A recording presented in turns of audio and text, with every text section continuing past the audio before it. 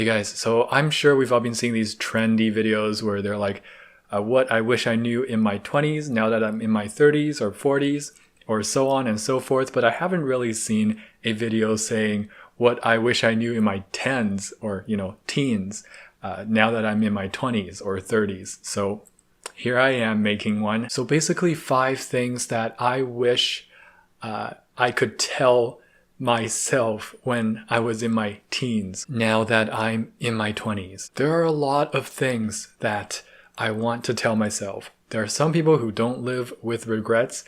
I am not one of those people. I have a lot of regrets that vary from severity. Now, these are all personal things that personally apply to me, but you might still be able to relate with some of these things that are being said, and perhaps it would help you out, especially if you are still in your teens, or perhaps you would identify with some of these things if you are in your 20s looking back in your or at your teen years. And I hope some of these things will in one way or another be useful to you and give you some helpful advice. Now, okay, we're starting off with the first thing that I want to tell my past self. Now, this is a message I want to give to my younger teen self, perhaps not even teen yet. I was a very cringe child. I was as cringe as they come. I can't you can't fathom. Sometimes when I'm taking a shower or when I'm lying in bed trying to sleep, or even when I'm walking down the street or driving the car, I just randomly think of this very cringe moment that happened in my teenage years. I just have this like cringe attack and my stomach turns. I don't know. Why was I so cringe? Just the things I would do or the things I would say. Okay, anime is cool and all, and it's affecting my life in a positive way, but it definitely played a role in why I was so cringe. I was watching Naruto and he was like, believe it. And I was like, yeah, believe it. I'm gonna be... Oh, never mind. I don't want to get into it too much. So yeah, if you're a little kid and you're a cringe kid, stop it, okay? It's not worth it. You're gonna have to hold on to those cringe memories like I am doing for the rest of our lives. So if you're hearing this, kid, stop being so cringe. Stop being so serious about everything and stop quoting Naruto. Just stop. All right, second point. The first point was horrible. I'm so glad we got over that. The second point, take it with a grain of salt, okay? But like I said, it's personal to myself. I don't want to be ruining any lives here, all right? The second point is, I want to go back in time and tell myself, stop worrying so much about your grades. And this is about when I was not a teenager yet and when I didn't leave elementary school yet, because obviously high school marks do matter a bit more. Some might argue they matter quite a lot to get you into university. But back in elementary school, what was I so stressed about all the time? What is there to be stressed about in elementary school? Grades? Really? In elementary school? That is pathetic. That is ridiculous. Elementary school, I just want to go back in time and tell that guy to just calm down and have a bit more fun. Loosen up a little. You're in elementary school, buddy. Now, there is a silver lining to this, even for myself. And basically, it's that even though elementary school marks and grades don't matter a whole lot, it is still a good practice to try hard, to try your best in getting some better marks and studying, setting yourself up for success, for a successful pattern and way of studying and living that prepares you for high school and ultimately prepares you for university. Now, if you don't want to go to university or it's not in your plans, it will still help you on your job, because at least when you're working hard from a younger age, like in elementary school, when you're taking some self-responsibility for your grades and such, it will help you, I think, garner a general sort of self-responsibility and discipline so that you bring some of that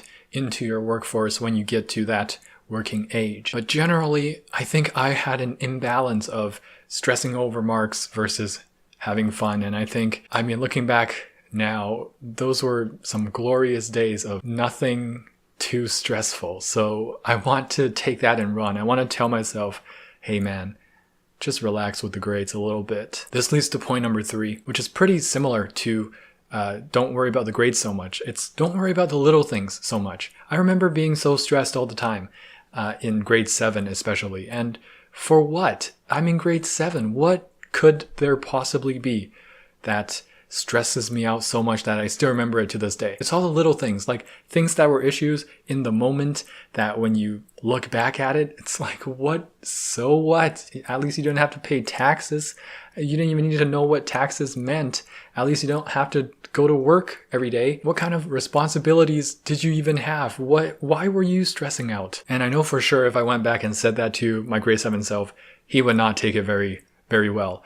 I would probably say something along the lines of like keeping a bigger perspective and, everything in relativity. Like, you really think that's an issue? Well, further down the line, it's not going to be an issue compared to this. But if I know myself at all, I'm not going to take that well. Nevertheless, that's something I really want to say to myself. Number 4 is a very important one that I regret a lot for not realizing. I think I missed out on quite a lot of opportunities when I was younger because I just had this repeating feeling that and it came naturally to me. It's like almost breathing. Like if you're a kid, there's a lot of things that you're limited by, that you can't do, that you're not able to do, you're not smart enough, you're not good enough, just because of your age, just because you are younger than adults, which makes you a kid. And I thought of that very strongly, 100%. I was down. I've decided for myself what my limits are, which is almost everything. I'm just very limited. That's how I felt. And I really regret feeling that way because if I didn't feel that way, and I feel like I shouldn't, then I would have gotten more accomplished at a younger age. I don't think any of you noticed, but this isn't even my second YouTube channel. This is my third. As some of you may know, my main YouTube channel is Fish for Thought, and most people think that is my first channel. It's not. I have this other channel that's super cringe. I made a few videos when I was in grade 6 or 7, and they blew up.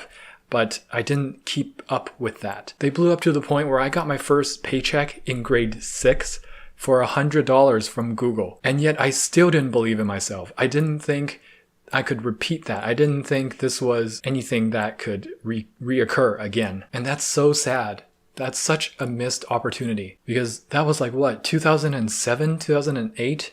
YouTube was barely up and running by then. That was the days of Ryan Higa and Philip DeFranco and what's his name? It's been so long I can't even remember. But imagine if I just stuck with YouTube ever since then, ever since I made my first $100. Back then, nobody thought you could make any money on the internet. Even more than now, people were way more skeptical then. It's kind of like Iron Man getting Thanos to bleed for the first time. It didn't do much, but at least they know Thanos can bleed. But how frustrating is it to not believe in yourself so much just because you're a kid, just because you've been told because you're a kid, you cannot do many things. Very frustrating indeed. And I would tell myself to not limit myself for anything. Always say yes, always think you can do it until you really hit something hard and impassable, but try before it happens. That's a big thing that I would like to tell myself, but also to pass it on, pass it forward to anyone who is young, who is doubting themselves and thinking they can't do a certain thing because of their age.